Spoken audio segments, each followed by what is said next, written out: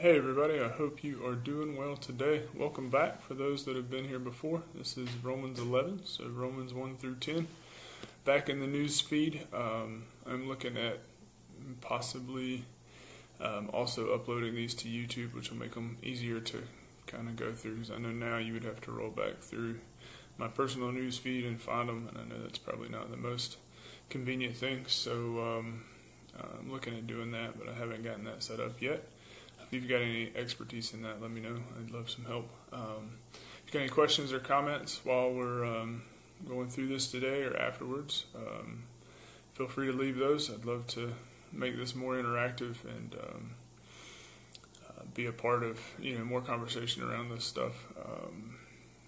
And then if you could share this out with your friends list, I'd appreciate it.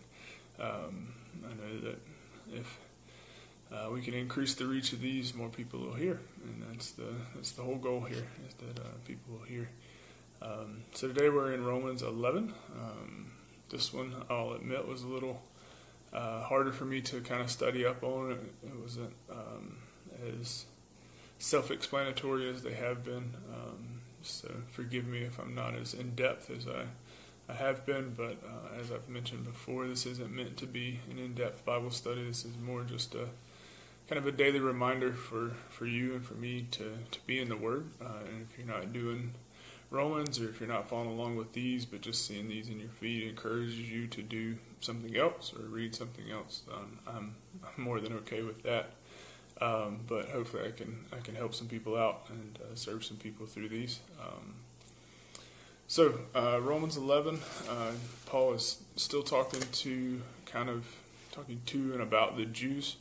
And their current relationship with Christ, and kind of following on our discussion from yesterday and even the day before. Here for a few chapters, he's talking about the Jews, or Israel, as they are referred here, the Israelites, and their relationship with Christ, and how the Jews are the chosen people of Christ, of God, and were kind of created to usher in this Christ, and ended up being the ones to kill him. And so we are looking at that today.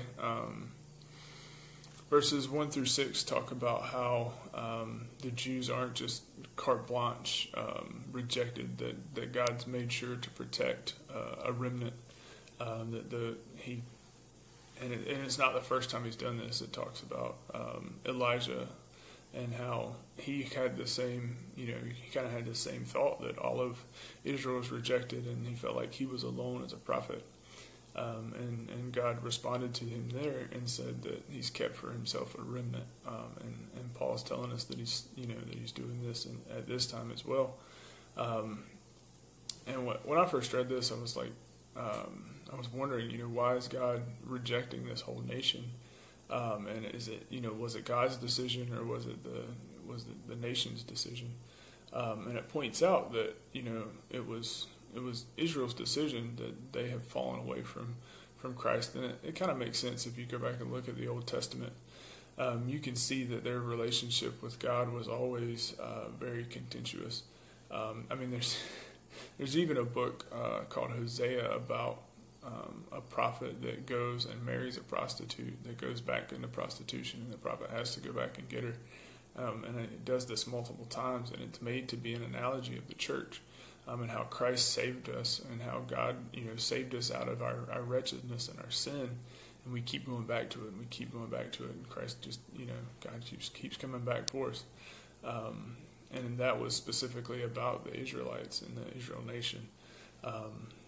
But really, we're not all that different. We have to be careful making judgments there. But he does point out that he protects a remnant, and that he has basically kept a few from that. Verse 6 again goes back into the grace and works comparison, and specifically says, "But if it is by grace, it is no longer on the basis of works. Otherwise, grace would not be grace." So we can't. We have to be careful our comparisons between grace and works, Because if we say, well, it's grace, but you also have to do works, then grace is no longer grace. It's based on the works. And then, in another place we'll talk about how, grace leads to works, but even then it's not dependent on the works. It's only dependent on grace. 7 through 10 talks about kind of the results of God's judgment on Israel,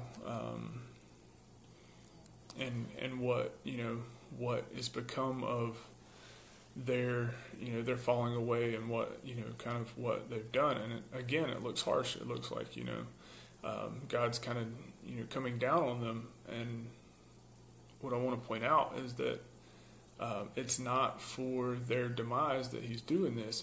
It's to get them to come back.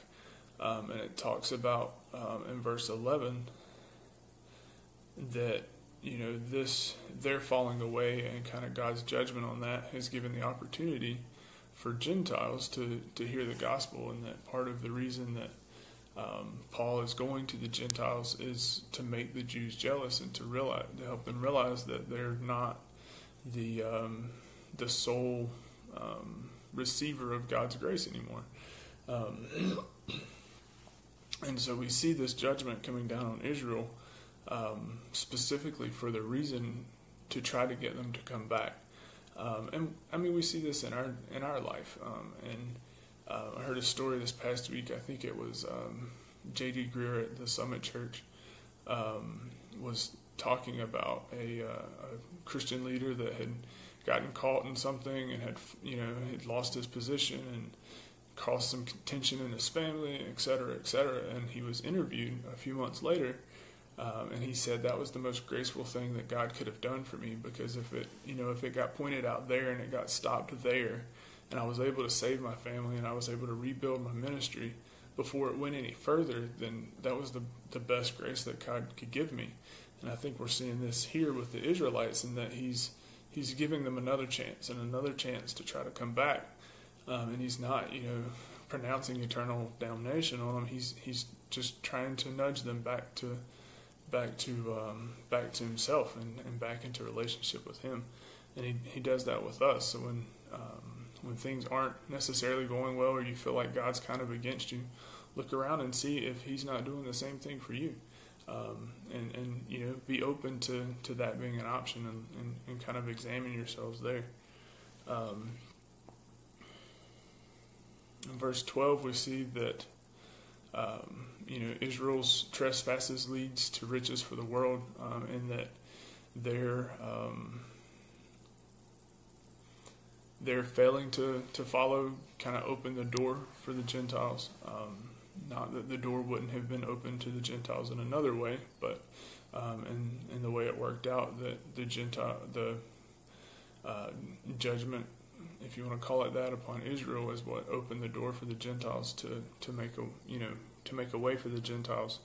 How that trespass led to riches, and so you'd think, well, they had to go through that judgment for this to happen. And in verse 12 it says, how much more would their reconciliation be? How much more would their full inclusion? How much more riches would come from that? How much more good would come from that? And again, it's the same for us. If our falling away causes good things to happen in order for us to come back to Him, then our coming back to Him would further that, I guess. And 17 through 21 talks about, compares this, makes an analogy of this to a tree, an olive tree, and how the root obviously is Christ, and the Israelites, having been removed from that tree, gave an opportunity for God to graft in these wild shoots, or Gentiles, onto the tree.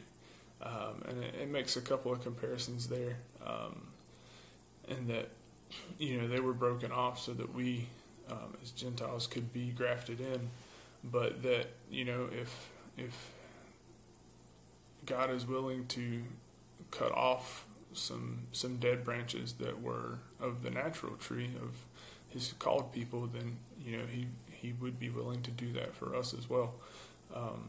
And again, the goal of all of this is just to bring us all back and closer to him.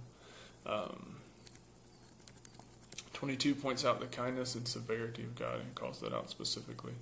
And that, there's kind of this dichotomy, and we talk about how God's a loving God, and how much he loves us, which is true, but that doesn't always mean that he is kind to us. Sometimes his severity is used to bring us back to him and to cause greater things. Again, you can compare it to being a parent, as I have before, so I won't go through that again. Then 23 and 24 points out that the door is always open, that God has the power to graft these people, the Israelites back in. He has the power to bring them back into fellowship, and will do that should they choose to. 29 just kind of jumped out to me. It says, "For the gifts and callings of God are irrevocable." That basically when God has gifted us with something and he's called us to do something, it doesn't go away. And it can't be, nullified. 30 and 32 talk about how disobedience leads to mercy,